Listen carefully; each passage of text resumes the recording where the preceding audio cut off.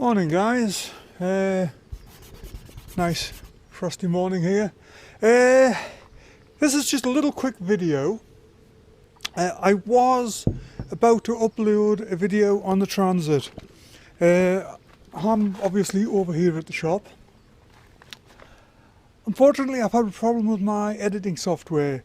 It crashed this morning while I was doing a final edit and it's corrupted the files.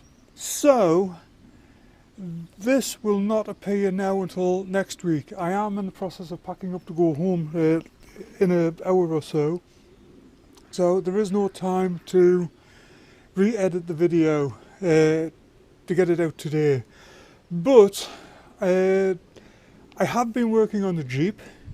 It's locked up behind me there. So I will load the video sometime today for the Jeep.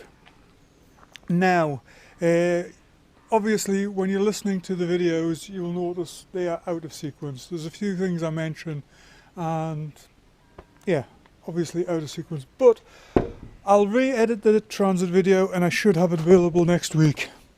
I will talk about the VW a little bit in this video.